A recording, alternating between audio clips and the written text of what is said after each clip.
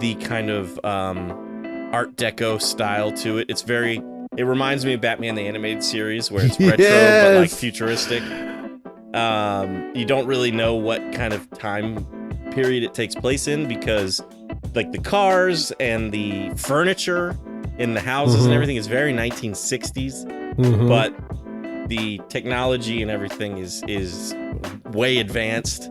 Yeah, so very it's really 21st century. It's very, very cool. It's kind of, there's a James Bond element to it too, with like the villain having his own island and like big robots that are kind of protecting the island and everything, and all the traps he's got and everything. It's very Bond villain-esque, which I love.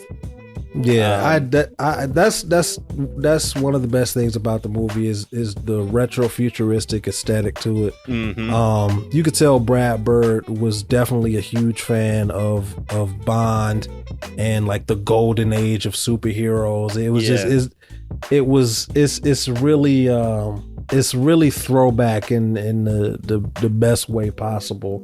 And I love the idea of retrofuturism for animation. I have a feeling that Superman Legacy is going to be retrofuturistic. And you don't think it'll translate as well to live action? I'm not saying that it wouldn't translate well. It's just for live action, it's not my preference. Sure. But I am interested to see how he makes it work. I hope he does it a little bit better than Superman Returns. I like Superman Returns, but Superman Returns didn't feel retro-futuristic. It felt like a period piece, even though I knew it was supposed to be taking place in present day. Yeah. It just looked very 70s. Right. Yeah. It kind of threw me off. Whereas this, or Batman the Animated Series, I could kind of suspend my disbelief and kind of believe that it takes place in present day, even though Batman the Animated Series looked like it was like in the 40s, and this looks like it's in the 60s. I can still suspend my disbelief.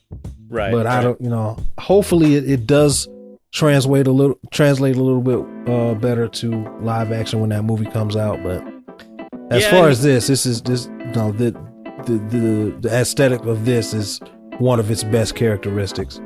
Yeah, I agree 100%.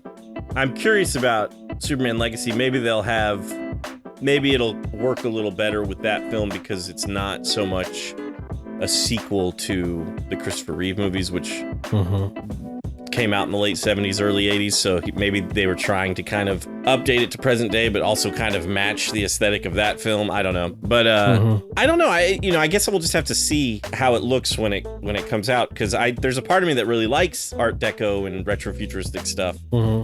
But I don't know if it'll translate well in live action for Superman Legacy or not, if that's the way Gunn decides to go. Yeah, I mean, this is just speculation on my part. Nothing has been confirmed or even alluded to, but that's kind of how I feel like this is gonna go. Yeah.